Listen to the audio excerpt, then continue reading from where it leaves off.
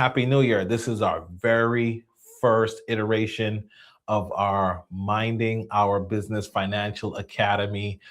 So I just want to say Happy New Year. We made it 2026, and it's starting off pretty eventful. If you've been tracking what's happening in our news, world events, current events, politics, financial news, everything. This 2026, man, it is starting off with a bang, literally, for some people. So we're going to just get right into it. Thank you again. For those of you maybe joining for your first time, and for the people who join us regularly, we only spend about 25-30 minutes talking about something that's really relevant to us right now in our financial management, stewardship, wealth building journey. My name is Lionel. I am the lead instructor, lead servant in the Minding Our Business community. I'm really here to serve you with the information that I've garnered and with the skill set that the Lord has put in me. So I'm doing this from a purpose position. So I appreciate all of you for your support. And tonight, again, it's the first live for January. We just got through the Christmas holiday, Hanukkah, Kwanzaa, whatever your religious distinction is. You probably had some sort of end of the year culmination, celebration, and then there's all the holidays from a national perspective. Whether you're abroad, you might have celebrated Boxing Day and New Year's. I'm of Barbadian descent, so we celebrate Old Year's Night, as we call it. So despite where you were coming from, we're fresh off the holiday season, and this is just a timely message about how we rebound, how we reset, how we recover financially from the holidays. So that's the topic we're going to focus on tonight. Thank you all for joining us. And without further ado, let's get right into this information.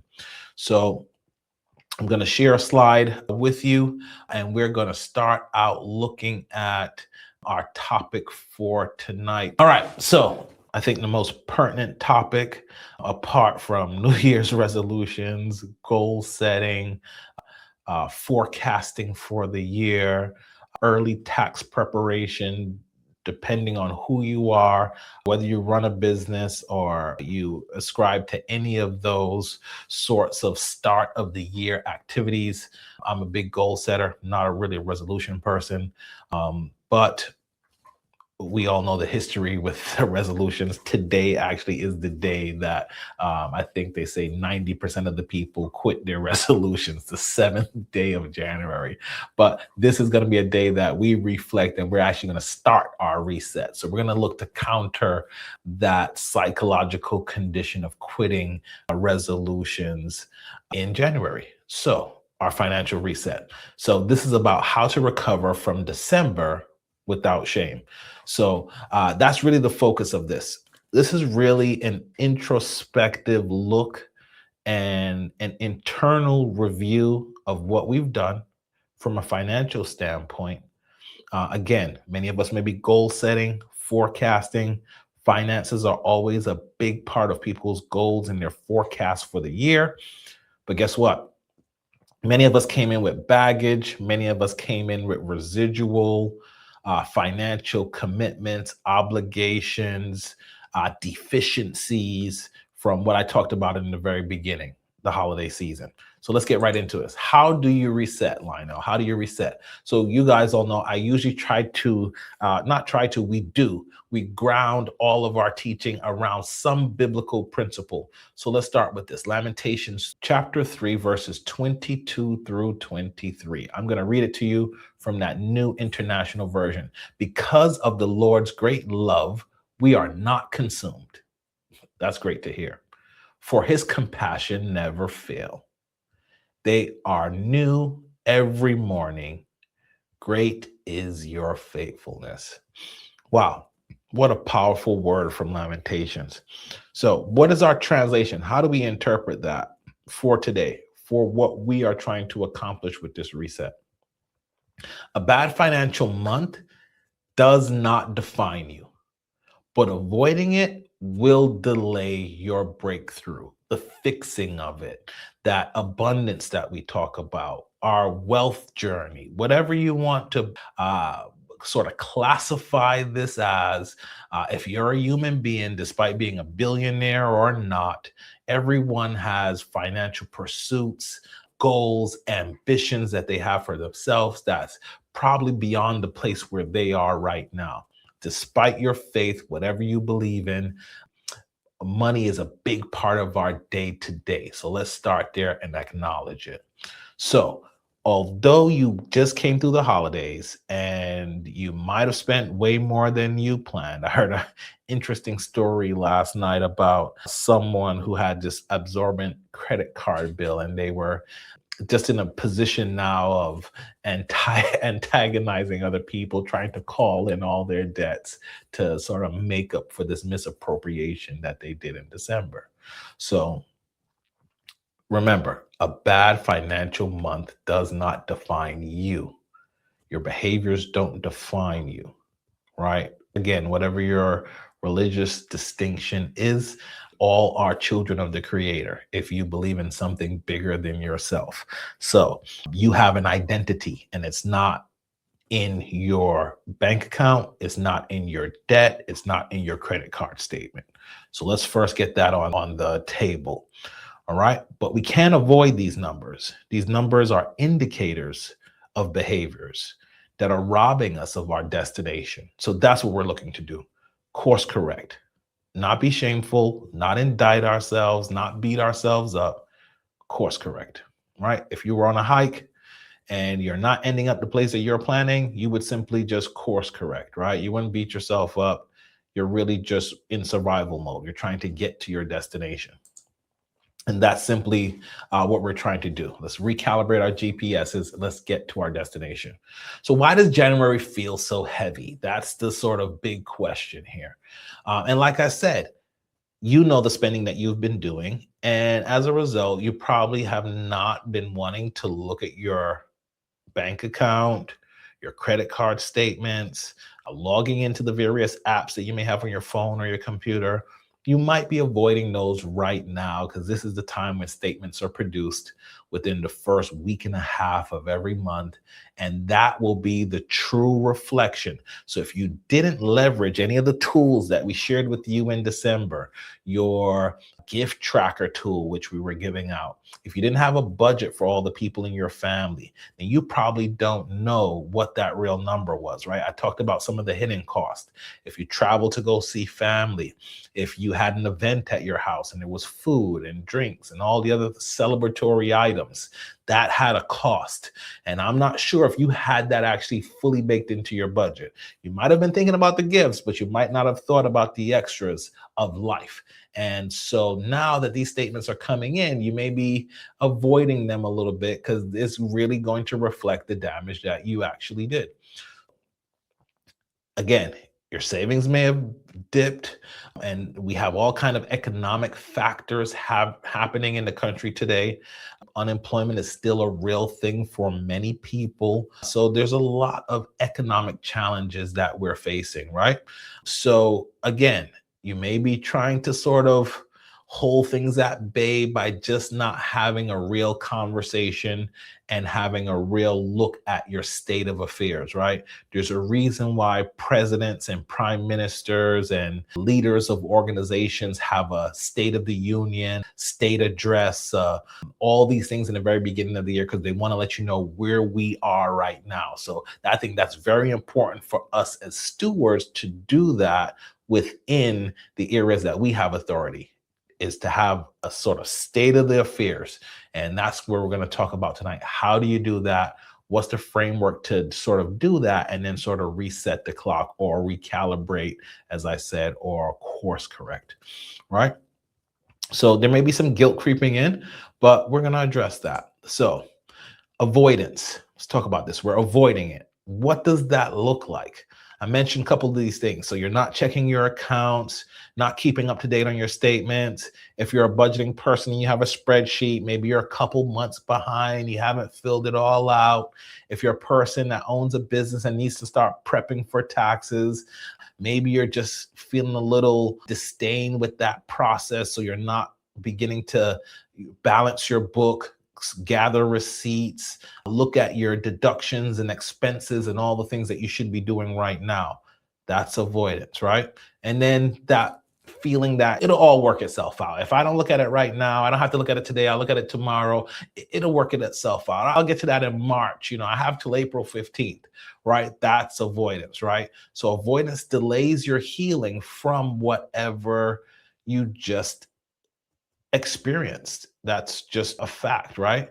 And awareness of where you have done wrong or misappropriated or not made the best decision is actually the beginning to course correct, which is actually progress, right? So we avoid things because we don't want to sort of deal with it, but understand that avoiding it delays acknowledgement of it, which then is delaying your progress towards the cure, right? So let's just be very clear about that. So how do we deal with this? Keyword, I think I just said it, acknowledge. 72-hour financial reset, right? So this is essentially, I could get this done by the weekend. If I chunk it out, we all are working, doing different things. But if you take an hour or so over the next 3 days, I believe you can get through this reset. Step number one, acknowledge. What do you need to do? Pull December transaction history statements. If you're someone who's has a P&L, maybe Q4 wasn't completed. So then you got to go all the way back, right? October, November, December. You got to get all those statements in. You have to get them to your bookkeeper or whoever helps you manage your P&L. And you have to find out, what are your totals? How did you end 2025, right? Step one, pull your numbers. Step two, look at the totals, right? Within step one, I'm sorry, I should say A and B, right? Then as you figure out now, okay, this is what Q4 looked like. This is what December looked like. This is the spending that happened. This is the amount of debt that I have. This was the amount of surplus I may have. This was my income. This was my expenditure, right? We're using fiscal language, right? Then you want to now address the emotional. What did I overspend on? What was it that was surprising? Maybe it was that thing Lionel talked about, oh, I should factor in the meal cost into my holiday budget. Who does that, right? That would have been surprising if you actually went and looked at what you spent on groceries and all the things to have all of the experience that you wanted for Thanksgiving and Christmas and New Year's, right? Was it worth it? Just ask yourself that question. Was that worth the expenditure? Take a stewardship mindset here. Remember, these resources don't belong to us. They're entrusted to us, right? To do what? Kingdom activity. Was that kingdom activity? So ask yourself flat out, was that kingdom activity? Was I acting on behalf of the owner, who ultimately is the Lord? Right? The earth is the Lord, everything and everyone in it, and the fullness thereof, right? If you're a person who ascribes to the Bible, that's the language of the Bible, right? So we look at these things and we really have a real self-assessment of the numbers as well as the emotional, right? What wasn't worth it? What was outside of my stewardship role? What did I spend these resources on that wasn't kingdom activity? What was not bringing heaven down to earth, right?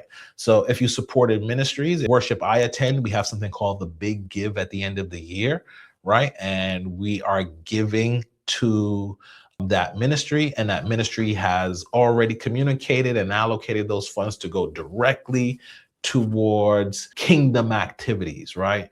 Ministries in Africa and abroad where they're building wells and supporting hospitals and the poor and the fed, and even here locally, different food pantries in different places. That's kingdom activity, right? So maybe a part of your budget went to that, maybe not. But again, look at your totals, do an assessment of the fiscal numbers, then do an emotional behavioral assessment, asking yourself these questions, right? Numbers are neutral. They are not moral. They're simply informational, right? The moral lens then is applied when you look at your behavior and you look at those things from an emotional standpoint. But the numbers, they're neutral. They're just giving you the information based on your activity. And then you, as a steward, have to then decide, was the activity productive and within the wheelhouse of what I want to accomplish as a steward? That was step one. All right, let's progress. Step two, assessment. Now you have to look at what was already done. That's the rearview mirror. That's where you came from. Now you got to go and look in the windshield at the landscape in front of you. Where am I right now, today?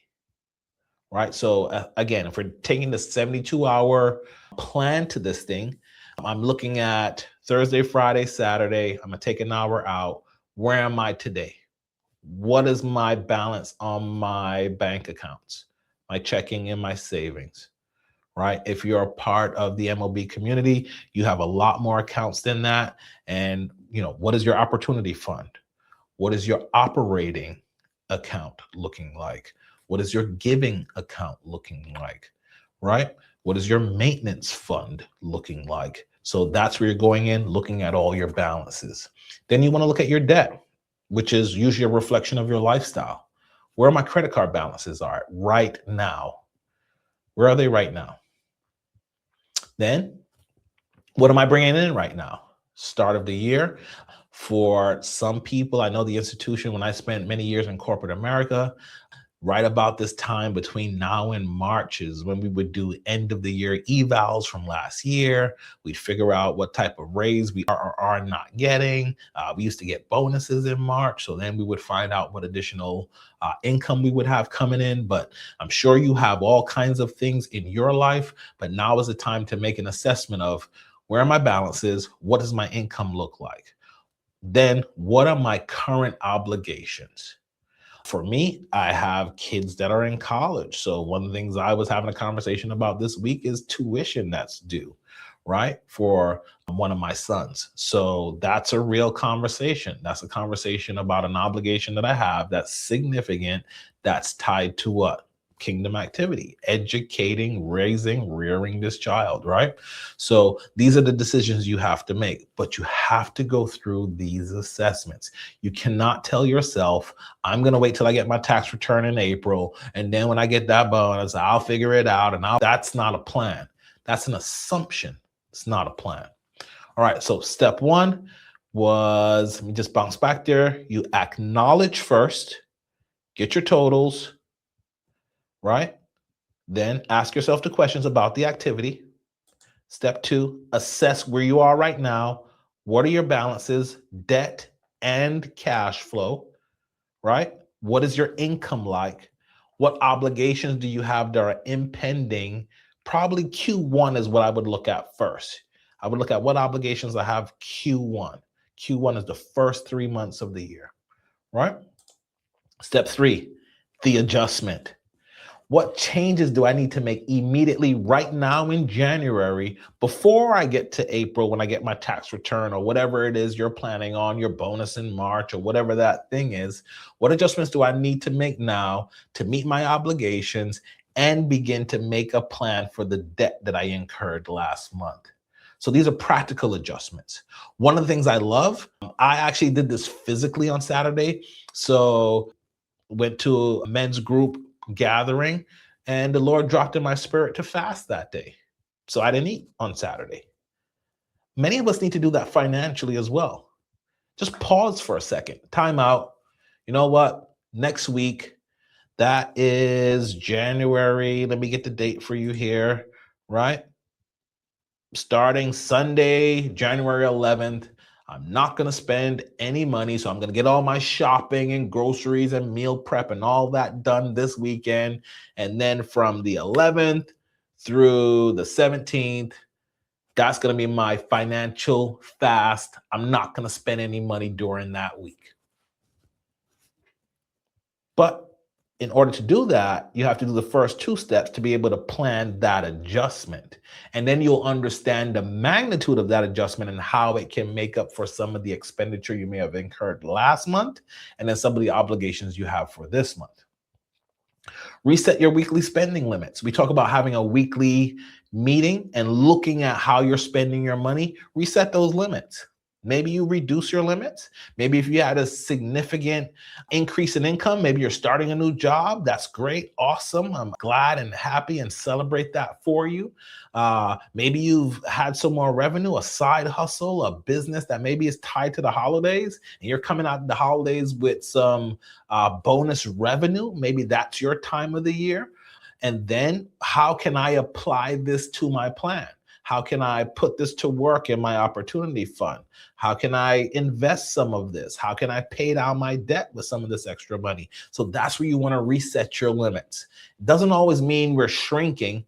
For most people, it does, because we live in a consumerist society. So for many of us, we're living right at our means, if not beyond our means. But that's not everybody's situation. Some people come out of the holidays with extra money, depending on the industries and businesses and things that they have going on. So maybe that's your catch-up time, that you use that extra funds you have from the end of the year, and then you springboard it into this year.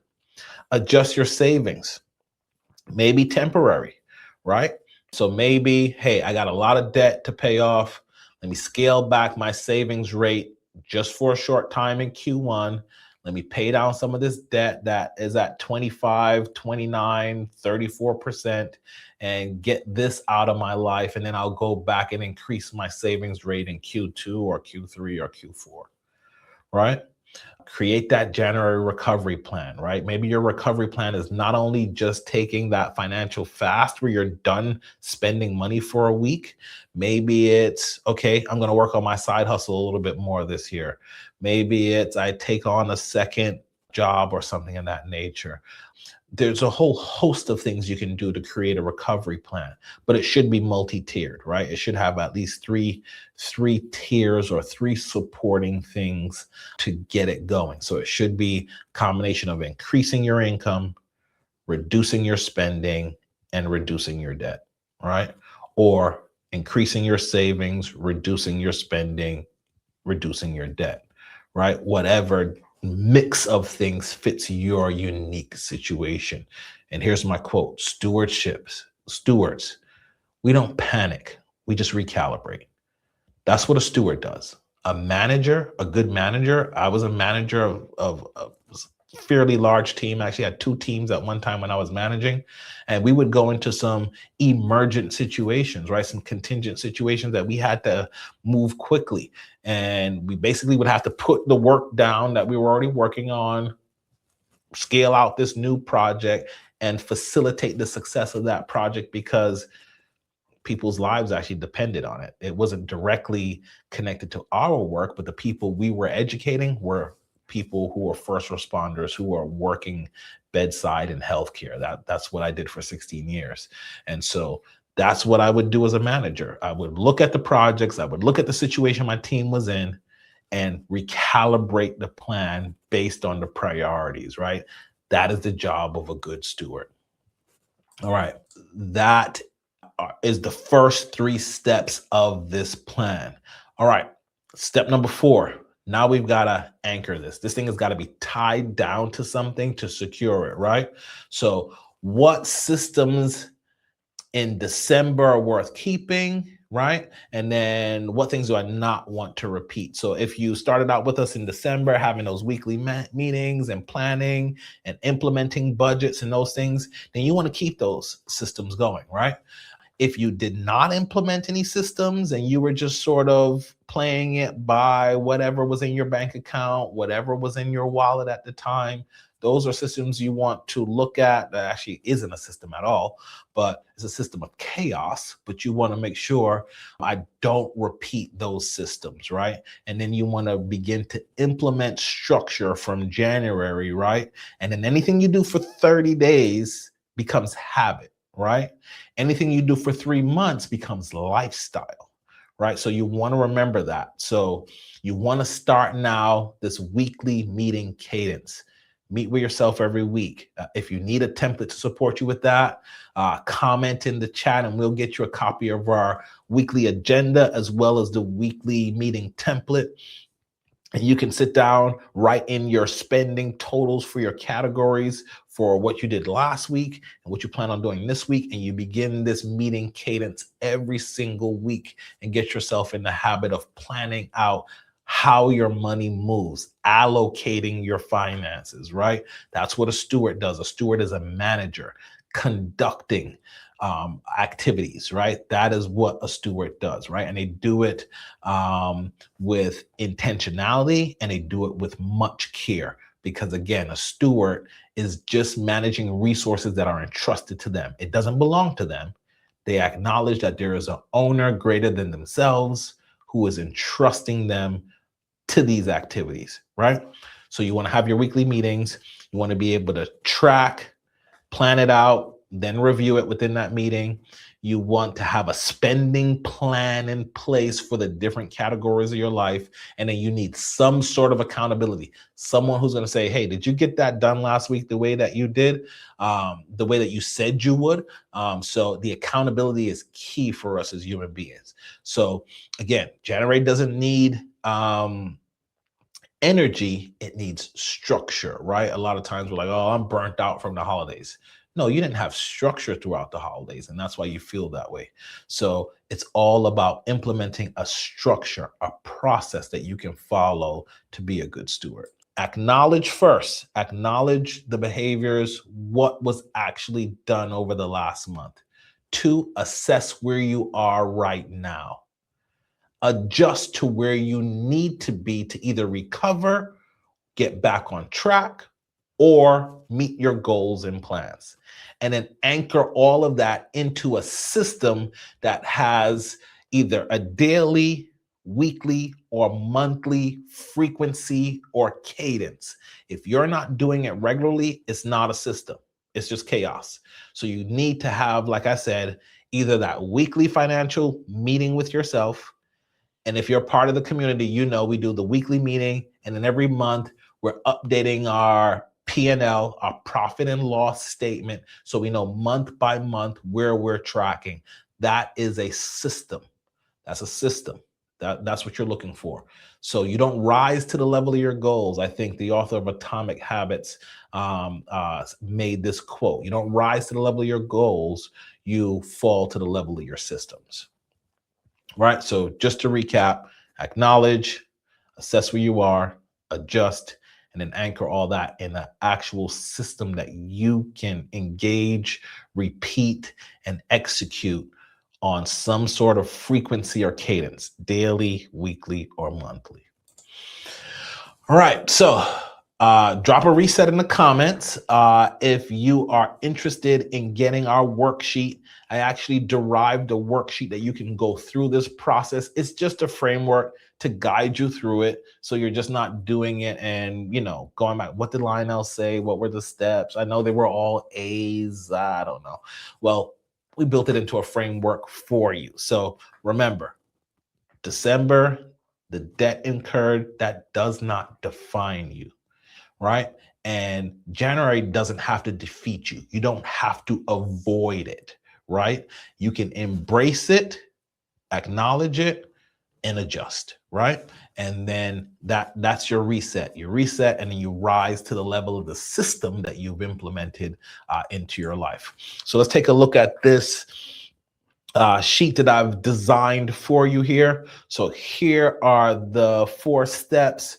You want to first go in there, acknowledge. You want to look through those statements in your budgets. Go ahead and fill this out. all the different sections, the gifts, the food, the travel, the entertainment, the New Year's Eve party, the whatever it was. Get all that in there.